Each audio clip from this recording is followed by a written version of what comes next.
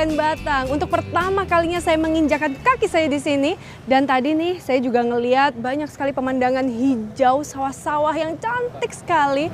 Baru lagi ya, seneng deh biarpun di jalurnya Pantura, tapi saya datengin. Karena tamu kita yang satu ini dulunya memang seorang tentara. Terus pernah juga menjadi pedagang, tapi sekarang kantor beliau adalah di belakang ini. Kira-kira cerita inspiratif apa yang bisa kita dapat hari ini? Langsung aja yuk kita ke sana.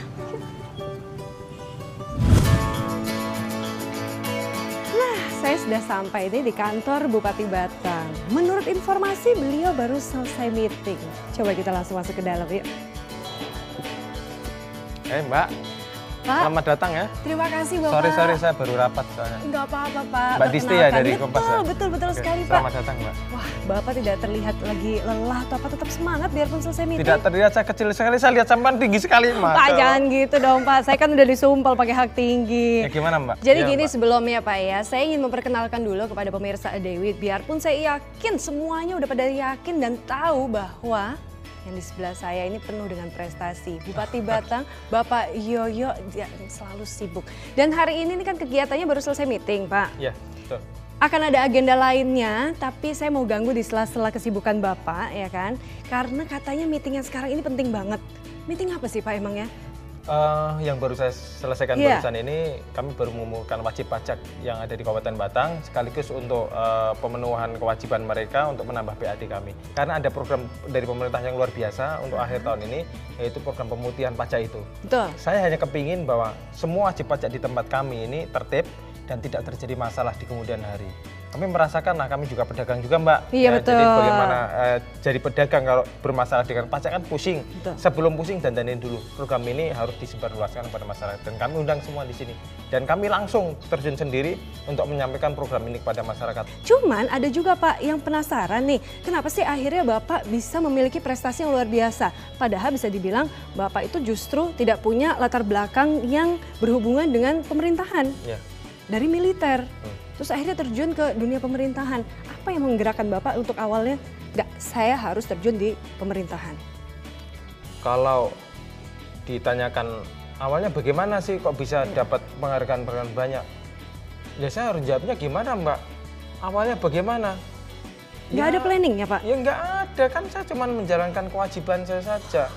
Bagi saya apa yang saya lakukan itu merupakan buah dari saya menjawab tuntutan rakyat, tuntutan masyarakat kami, saya sebagai pemimpin, tuntutan reformasi bahwa pemimpin harus bagaimana, ya saya jalankan itu. Masalah nantinya misalkan ada penghargaan apa itu macam-macam lah ya. Itu bonus ya? Ya saya kira bukan target lah Mbak. Kalaupun dapat itu bukan punya saya lah, itu punya rakyat saya. Kalau sekarang itu lagi ngetren, rakyat itu menuntut keterbukaan, ya sudah kita buka-bukaan aja. Asal tidak buka baju saya. Justru ya dari keterbukaan itu akhirnya juga mendapatkan penghargaan dari Bung Hatta yang berhubungan dengan anti corruption ya kan. Dan ini menurut Bapak menjawab nggak dari, bisa dibilang bukan target tapi adalah impian Bapak yang namanya Batang itu anti korupsi. Gitu Pak. Cukup menjawab Mbak. Kalau menurut saya ya Mbak ya, pemerintah itu atau kepala daerah itu atau siapapun itu yang menjadi bupati atau kepala daerah itu punya 3 kewajiban lah. Keterbukaan terhadap anggaran, keterbukaan terhadap perencanaan, pelaksanaan, keterbukaan terhadap kepegawaian atau birokrasi. Itu saya kira yang ditunggu masyarakat itulah. Yang ditunggu masyarakat itu. Jadi ya harus saya laksanakan itu. Kontrol saya ini kecuali Allah ya masyarakat, ya tentunya ada DPR, itu partner kita, dan ada Forkopimda, saudara-saudara saya, teman-teman kita semua. Jadi yang membantu di sekelilingnya pun itu juga harus berkesinambungan. Oh iya. Waduh, bahasa kita ya weekend-weekend ini ngomongin berkesinambungan. Tapi sebentar deh, saya dari tadi nih Pak, selama di jalan menuju ke sini, kan ngelihat banyak sekali makanan-makanan tuh. Ada nangka, ada durian, kayaknya rambutan belum musim sih, cuman saya lihat ada monumennya juga. Boleh nggak Pak, hari ini saya juga rutinitasnya nih pengen tahu Bapak seperti apa sih, khususnya di kantor. Kalaupun saya boleh ikut jalan-jalan ke rumah juga kalau diperkenankan gitu Pak, nyicipin makanan-makanan yang ada di Batang Pak, mumpung saya baru pertama kali datang ke Batang nih. Ya boleh aja, sok Boleh. atau ya kapan gitu kan. Ini kalau kayak gini ya saya dipersilahkan ya, boleh. Ya. Habis gini kita mau kemana nih Pak berarti Pak? Ya setelah ini maunya kemana saya ikuti? Saya mau tahu ruangan Bapak. Boleh? Boleh? Di ruangan saya silakan. Ayo, nggak apa-apa.